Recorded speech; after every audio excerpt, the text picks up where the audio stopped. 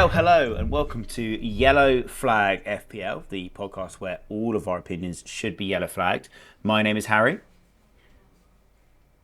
And I am, much like you, Stephen, still committed to the pod. So I'm recording this in Dijon, central France, drinking what I think is described as strawberry beer. Recording this with my laptop currently on an ironing board. So this is the commitment to the pod. But we're in the international break, so why can't anyone else take a holiday? Pep went to New York, so I went to France. So yeah, Stephen, we were going to talk about chip strategies and how we're kind of thinking about the game weeks going ahead. This is typically the most popular time to play your wild card. So Stephen, the viewers, the listeners at home, they want to know, are you playing a wild card? Are you thinking about your chips? What's happening? Oh, no.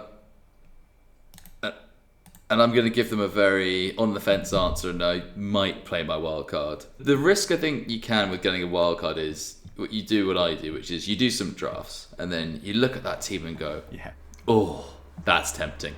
And then you're immediately drawn to it and think, like, oh, I'll just do that. But I think, obviously, it's a very important thing to remember is you don't have a wild card every week. So I'm actually probably not.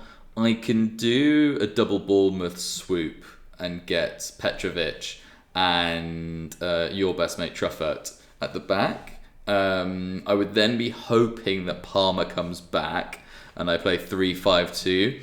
And then I know I said Wirtz really is then his last chance saloon against Burnley.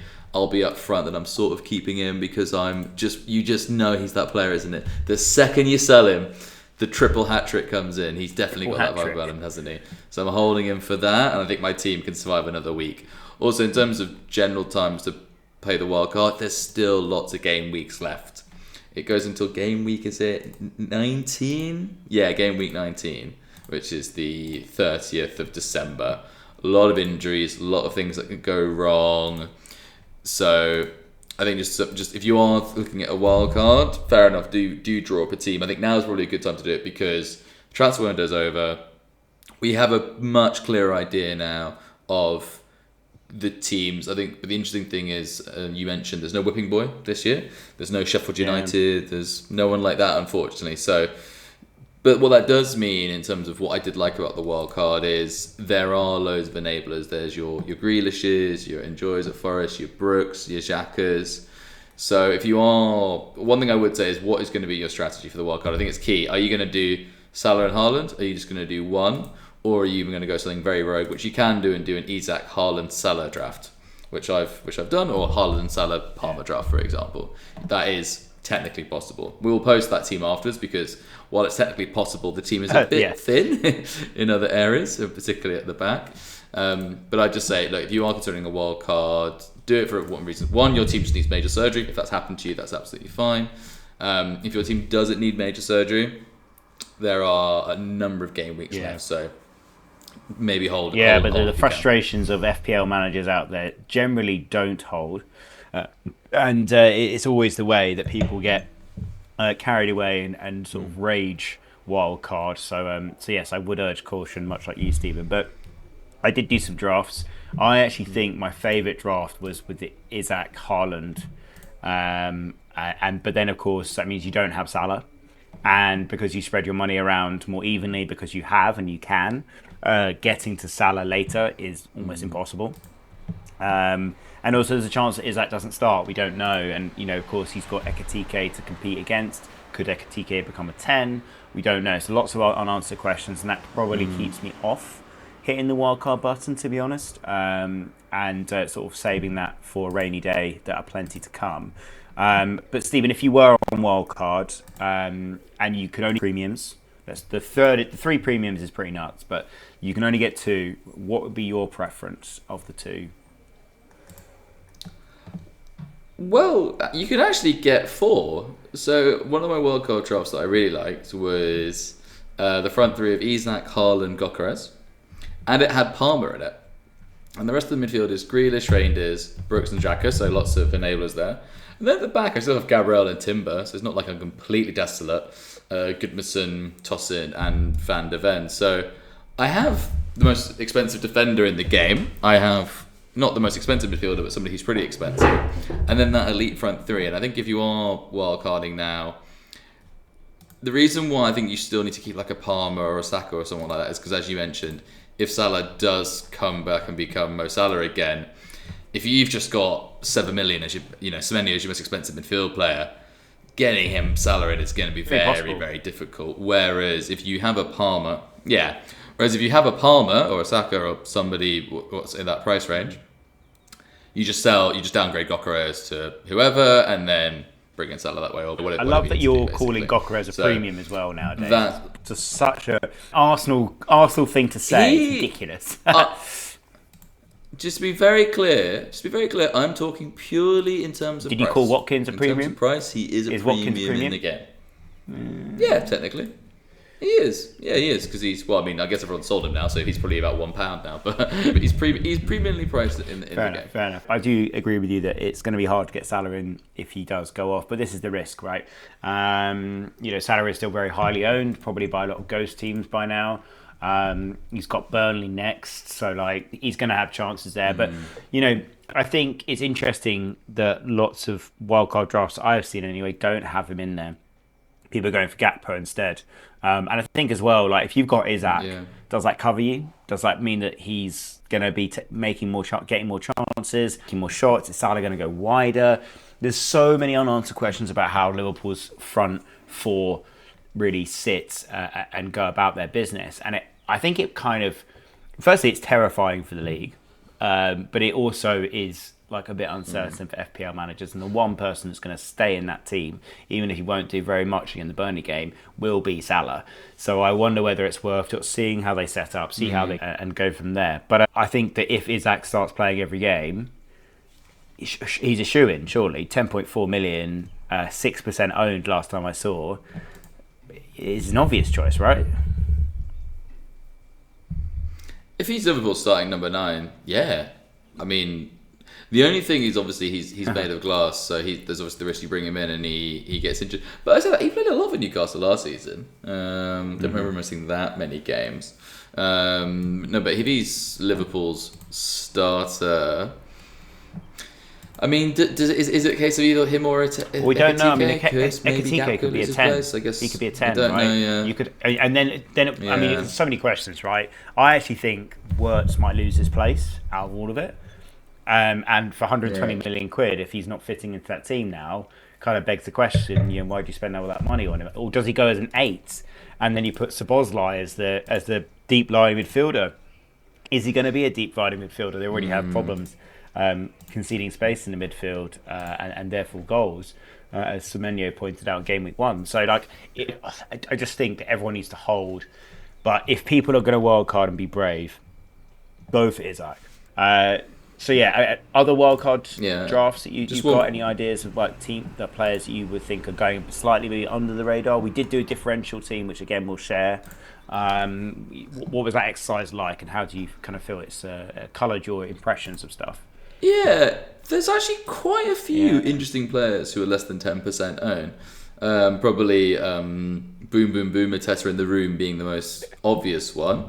He's got Sunderland at home next. Palace, whisper it quietly, top half, not 12th. They look good. They really, really do. I know Aston Villa had a really bad day and they're struggling, but nevertheless, they still to win 3-0 at Villa Park is. And keeping Gahey as well, I think, is really going to help. They own. Just that, so yeah, they only lost Eze, but they've kept Gahey. They've got a great manager. They won the FA Cup, which shows that they can do a lot. So he's one. I can't believe that Dewsbury Hall is still. I think he's like 3% owned or something like that. Evan Nielsen, enjoy my best mate Xhaka. Saka, I appreciate he's injured. Marmouche, Stones, Konate, Sense of Timber. There's loads and loads and loads of interesting players who are cheaply owned. So if you want somebody who's minded to wildcard to go for differentials, as I might be one of them, there are loads and loads and loads of interesting players out there. One I really want to highlight though is probably actually Brooks at Bournemouth. 5 million. I think he's 2% or something like that. And again, I'm not the biggest stats man, as you know, but he almost has an expected goal involvement per game so far, and he's played 60 minutes in one game. his output to minutes is ridiculously strong. He hasn't led anywhere yet, but you would think at some point that's he looked really good against Tottenham, mind you. Every Bournemouth player did, but he was making great runs into the box. He's an attacking player, and he also is on free kicks, and I think on some corners as well. So okay. 5 million is really significantly underpriced. He had a horrible injury, but he's come back great. I mentioned him before, but Josh King at Fulham, he looks like they're starting number 10. At great value and also low percent owned. Then you look at people like Paqueta. I know he's plays for West Ham, but he's still one of the highest scoring midfielders in the game and sub 10% owned. Chalobah of Chelsea, he's still way below the 10% mark. Jurrien Timber is still 8.6% owned, which I'm absolutely blown away by. I think because everyone's got Calafiore instead, basically. And they probably already have a Gabriel as well. I agree with you. And Newcastle players. A lot of these Newcastle players not owned that highly. Wissa is sub 10%. Trippier, Livramento sub 10% as well. Ahmad at Man United. I know we've slated Man United over the last couple of weeks, but we know they like to get a result at Man City. He played really well against Burnley. I know it's Burnley, but he played really well. He is playing as a defender rather than an attacker, but when they get forward, he is playing a pretty far forward. Vicario, Tottenham, goalkeeper, sub 10% owned and the highest scoring goalkeeper in the game. Now, I'm uncomfortable owning any Spurs defensive assets all the time as a Spurs fan myself, but it does beg the question. Maybe, I guess it's the point that people already own other Spurs defensive assets and don't want to double, which is definitely reasonable. But yeah, lots of low ownership players out there, some differentials to pick from. But who's your favourite differential? I mean, you mentioned Kieran. Yeah, Kieran Dewey, you mentioned him. So is he your favourite differential out of the sort of group you've seen, or? It's actually Brooks at Bournemouth. As I said, he passes the eye test. His data is good. Bournemouth have played really well despite having a difficult run, and I think their fixtures start to swing soon. By the way, just in terms of if you're looking at somebody to wildcard during a fixture swing, it looks like game week 7 actually. Bournemouth are one of them. Arsenal then go on a ridiculous run. After that, Brighton are another one who have a really, really good swing there, whereas the tide start to turn against City and Man U from memory. So if you're looking at it just from a fixture perspective, 7's an interesting one, but again, there's still plenty of game weeks. I wouldn't necessarily use that as an anchor point, but that's just one idea. But no, Brooks, I think, as I said, almost a 1 XGI per game. He's not playing full 90, which is a bit worrying. I think he's only done it once, but nevertheless, I think hopefully that will improve. And I think he's a cheaper option to Semenyo, essentially. So yeah, he would be my differential. If I was wildcarding, he'd be my team. Yeah, I think if I was wildcarded, he might be my team anyway. I think if I was on wildcard, I would be going for Oscar Bob as a differential. He's 0. You think he'll keep his place? Yes, that's the only concern I have. 0.5% owned. Like, he's a great player. We've mentioned him so much on this pod. I need to stop. But anyway, look, I mean, there's lots of wild cards out there, lots of wild card drops. I think as a general rule of thumb, try not to get trapped onto the Twitter sphere of people sharing their drafts and them looking amazing. Some of them are fake. Some of them are working for them. You do it your way, I'd suggest. But I'm probably not going to wildcard. I might not even do a transfer, but even with Sarr injured, just to give me some options. And I agree with you, game week 7 is looking really interesting for the wildcard play. But let's move on to the other chips. Obviously, I've used my bench boost. Bench boost typically is quite good after a wildcard. So if you were to wildcard in game week 7, would your plan be to bench boost in game week 8? Or what are you thinking for the bench boost? Yeah, definitely. Your mate actually made a very good point. Like, it's so difficult to engineer a bench boost team basically without a wild card, which is why I appreciate game week 2 was interesting. But again, lack of data. This time you have more information. So yeah, no, very good point. If you have your bench boost, engineer around that. Do not engineer around a triple captain. I mean, it's quite hard to do that anyway. But no, if you can And it doesn't have to necessarily be the next game week. It could be a couple of game weeks time or whatever. I mean, you have some transfer plans, etc. But if you still have your bench boost and your wild card, 100% that has to take in consideration for it. In terms of when to bench boost, I don't actually see any really interesting game week coming up. Maybe game week 11. Some of the big boys have so you have Chelsea, have Wolves, Arsenal have Sunderland. But then Man City have Liverpool that game week, so that's not ideal. Forest have Leeds, but they've gone off. Spurs, Man U, so probably not. So either way, I think essentially what my bench boost will be very much when I feel the need to wild cards, essentially.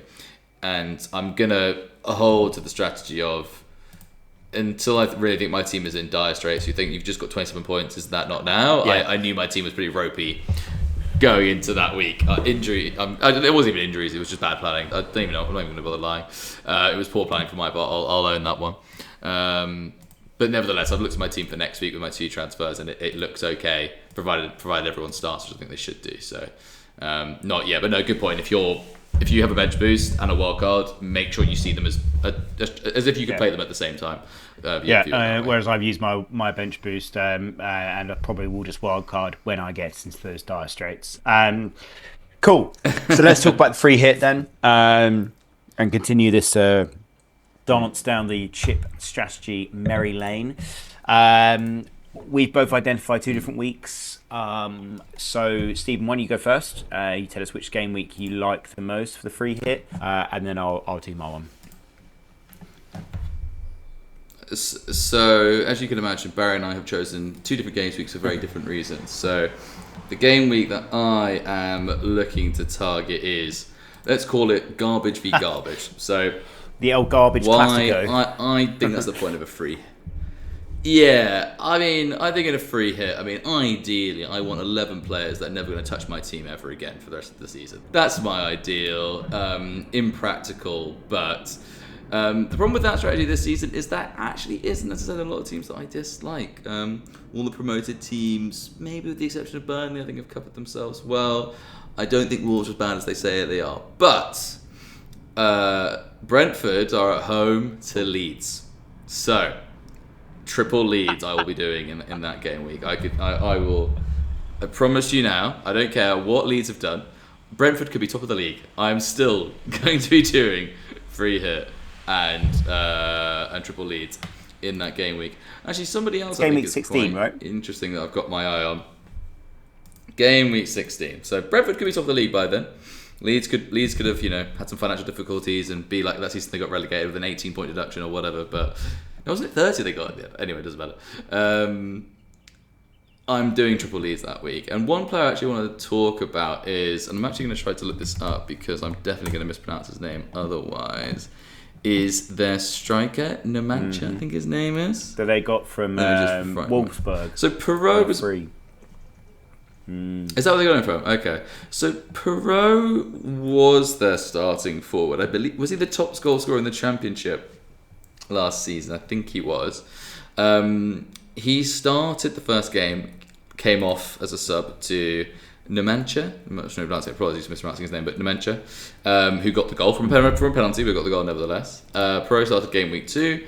And then this guy started Numantia in game week 3. So I think he's going to be the starter for Leeds. He's 5 million, whatever his ownership is, it's very, very low. So he's actually somebody, if you need a cheap striker, he's somebody I'd keep my eye on. Leeds actually have a very good run.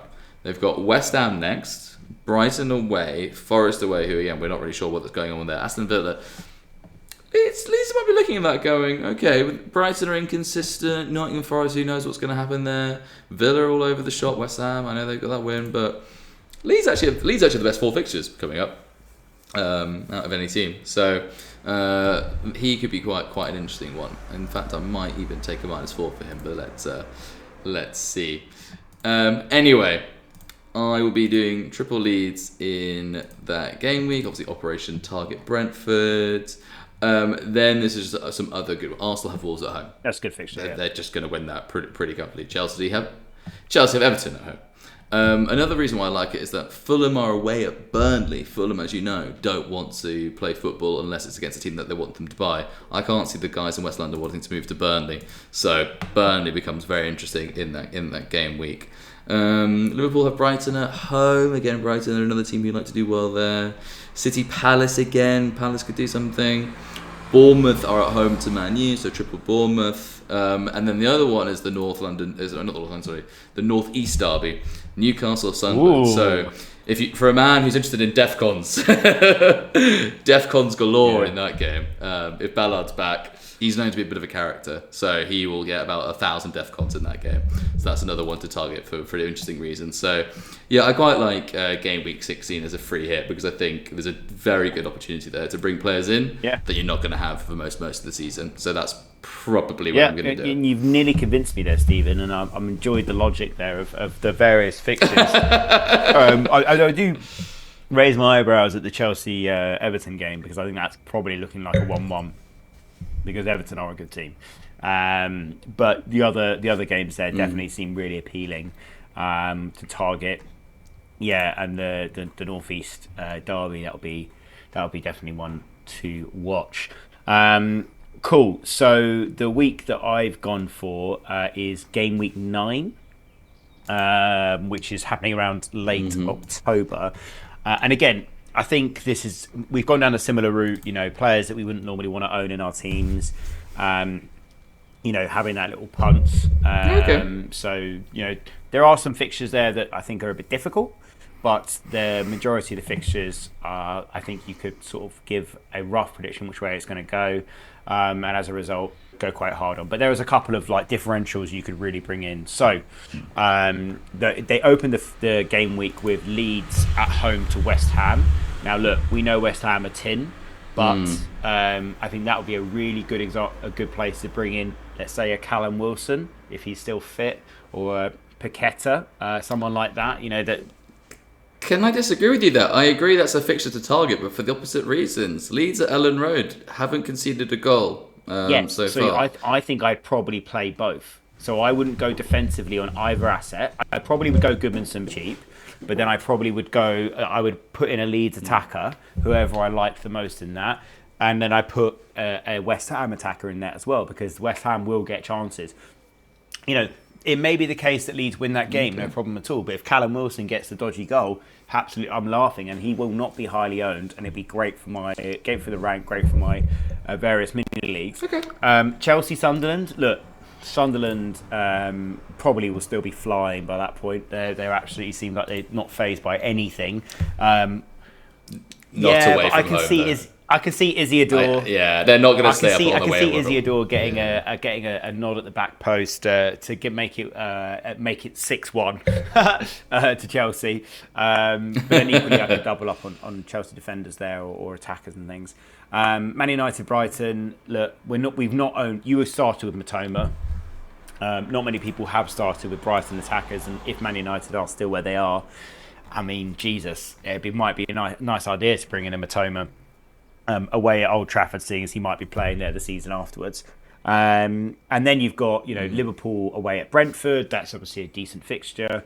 Arsenal at home to Palace. You could definitely see yourself bringing in some defenders there. Although Palace are no slouch. Mateta, he loves a goal against Arsenal. You could see doing that as well. Bournemouth, Forest. Forest might have fallen apart by that point. Postecoglou might have just said, this is just who we are, mate.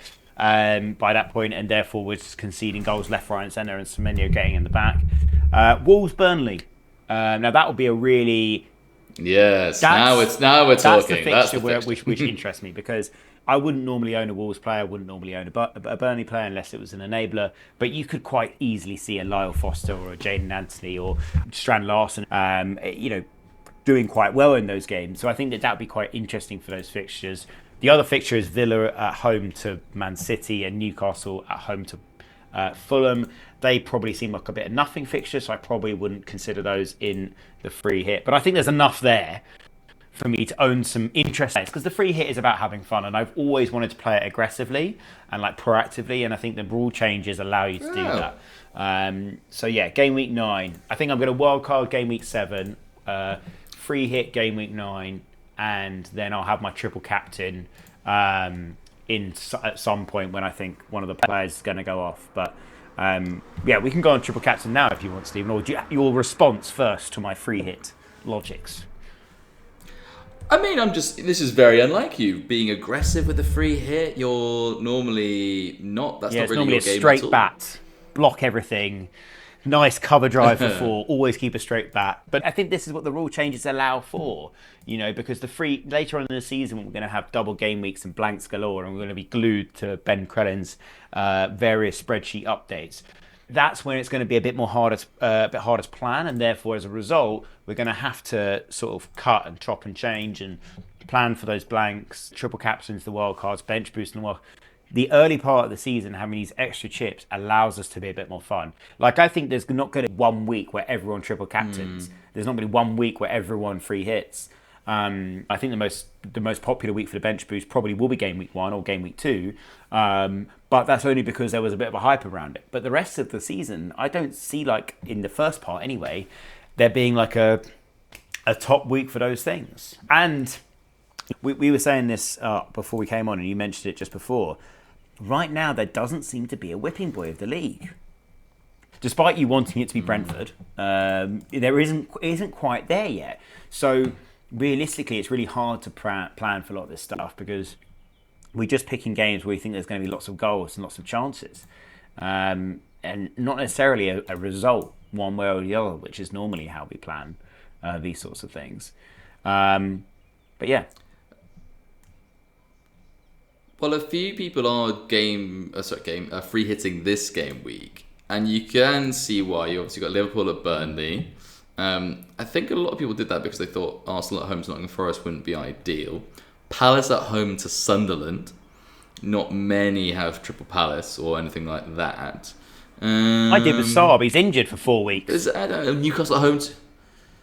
Newcastle at home at Wolves. You would think maybe they've now got some strikers, but I'll be have Spurs anyway. I've got 2 Spurs players, so I'm happy I've got that for West Ham. So, and again, I'm optimistic that Palmer will play against Brentford. Really? He's red flagged. I've got Haaland against Man U. There's no indication he's going to be back. Yeah, he is, but everything I'm reading online sounds like he's fine. It also, I would just be wildcarding just to get... if I start with 10, I start with 10. I'll move on with my life. Actually, no, I won't. I'll have 11 because Esteve will come on at home to Liverpool after Burnley's magnificent 0-0 Park the Bus spectacular Liverpool 50 shots, all of them by Wirtz into Rose Ed. Esteve with 50 million DEFCONs. Unbelievable. Yeah, no problem. Okay, well, let's move on to triple captain, the last chip that we've got left to play before game week 19. As I said, the whipping boy element of it makes it difficult to plan. But what are you thinking for the triple captain? Man City are really annoying me. It was just going to be Haaland at home to whoever. Yeah. Who have they got? They've got Burnley at home in a few game weeks, for example. They've got Brentford away. So, in theory, sort of take your pick. But Man City not being at the races actually has created a problem for me. If I look at my team right now, the other person I would look at could be a Gyökeres. Maybe I do him. Let's see who Arsenal have got. So Arsenal have got Forest at home. And Postecoglou Forest at home, by the way. Well, I can't believe that's his first game back. That's genuinely incredible. I think Forest... I don't think he'll be in the dugout, but he'll be too early, no? Or is he going to be straight in? Oh, it's Ange, mate. Of course he'll be there. He'll be there just for the press conference, I think. For sure. Game week 7 with Gyökeres, but I mean, it's a bit risky. I mean, he scored 2 goals against the Leeds, one of them being a penalty. Is that enough? No, probably not, to be honest with you, and that's why I'm not 100% certain. So, I mean, I really want to do it with Haaland. I mean, why wouldn't you? That would, if you have Haaland or Salah, you have them for a reason. They're that price for a reason. But yeah, Man City just not quite being at the races. I think they just had the charges dropped, didn't they? They've found an agreement or something. So. Yeah, and then they just signed a new stadium deal for 1.7 billion. So I don't really know what's happened there. But anyway, we move on. So yeah, he would be he was definitely someone I was thinking I'll guarantee to triple captain him. So. Look, I guess just in terms of, I don't think there's a lot of strategy with a triple captain. Is there really? They have a good team at home. I know a lot of people are going for Salah away at Burnley, and I do understand that. I think that also makes sense. But nevertheless, teams tend to score more at home. I think Salah actually has a better record away from home than at home, interestingly enough. But nevertheless, just a good team when they're at home, and it's going to be fine. Yeah, for sure. I think the Haaland at home to Burnley would be interesting, to be honest, if I was owning at that point. But I also feel maybe this is a bit more uncharacteristic like me as well. I'm thinking about maybe triple captaining something completely rogue, Because there's two of them again. Because you have two triple captains this season. Yeah, I think so. There's been a lot of weird results, I think it's fair to say, in the last game week. Like, you take someone like, I've mentioned Sunderland at home game week 9 for Chelsea, or Wolves at home game week 11. João Pedro, triple captain, like, I could see it. Isak, triple captain at home to Everton game week 5. That would be a really cool way to go. There's a lot. And then of course you could go for someone like, I don't know, game week 6. You've got Anton Semenyo who's away at Leeds. That'd be cool. That'd be one for the ages. That would be a triple captain there.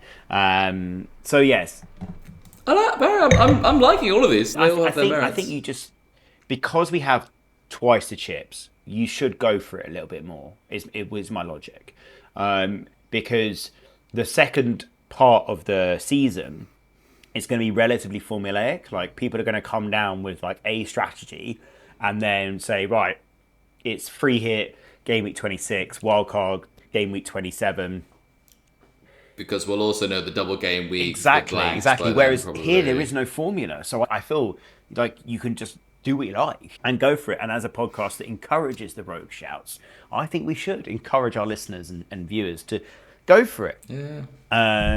With that. So yeah, in the spirit of that, Stephen, I have written down some rather rogue shouts for wildcarders. This is for wildcarders, right? And there is some thought in it. I promise you. I've mentioned him before, but obviously Gudmundsson, I think he's not that rogue, but like, he's a bit injured at the moment, so I put him in. Anthony and Brooks I put in there. So Anthony, as in Jadon Anthony of Burnley, David Brooks, of Bournemouth, Josh King of Fulham, Isidore and Lyle Foster. I think all of those provide really good value of decent players getting in and about it, and I think they could be great enablers for those looking for the freemium, or as you said, Stephen, the quadrum, I think is what it's called nowadays. So yeah, Stephen, what do you think? It's just a shame that I'm free hitting on the Northeast Derby. Otherwise, triple captain Isidore writes himself into Mac and folklore. You can see it. You can see it. That'd be cool. That'd be cool. Is it first Northeast Derby this season? Is it at home or away? Yeah, it's at the Stadium of Light in December, under the lights in the snow. Yellow ball by that point. Actually, no, it won't be under the lights because it will be probably the midday game. Yellow ball, but it will be midday game given police concerns. The police will probably want to put that game at like 9 a.m. Put it on a Monday night. So it'll probably be midday. Put it on a Monday night, 7:45. That'd be awesome.